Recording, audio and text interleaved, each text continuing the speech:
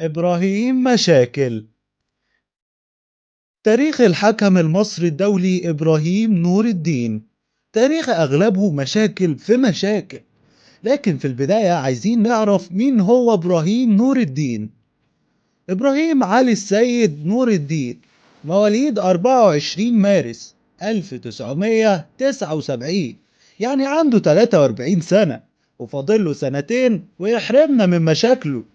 إبراهيم حب التحكيم، لكن التحكيم ما حبهوش، بسبب إن إبراهيم مش مركز في التحكيم بس، مركز في حاجات تانية كتير زي الغنى مثلا.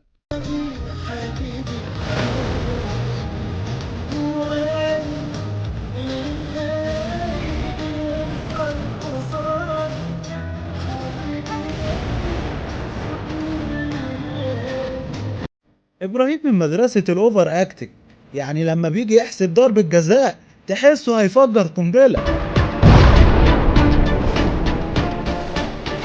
لو رجعنا لتاريخ إبراهيم نور الدين الحافل، هتلاقيه أكتر حكم ممكن تكون شفته تم الاعتداء عليه من لعيبة وإداريين مصريين، لأ وكمان عرب.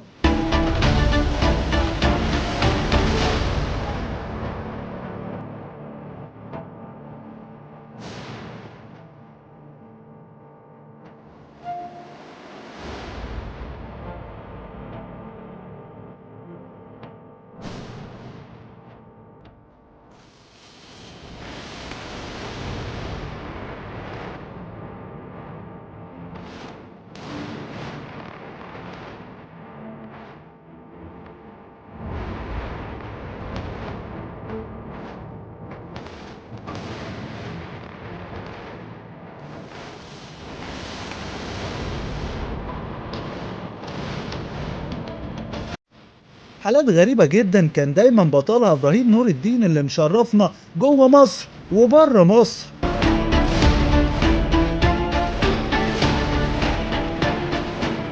إبراهيم نور الدين من سماته المهمة إنه صريح قوي. هو لمس الايد تعتبر ضربة جزاء؟ والله يا كابتن خالد، انا على ما اعتقد ان انت كنت لعيب كوره كويس، لكن على ما اعتقد ان انت ما بتفهمش في نصوص التحكيم. وانا كلمتك قبل كده، شرحت لك في التليفون شخصيا بصداقه مني، عشان انت بتتكلم في التحكيم اكتر من لازم. لا انا بفهم كويس قوي يا كابتن جدا، وبفهم احسن منك كمان. إبراهيم نور الدين حقق حلم كتير من الحكام المصريين والعرب والأفارقة كان نفسهم يحققوه بتحكيمه لمباراة بطلها ميسي.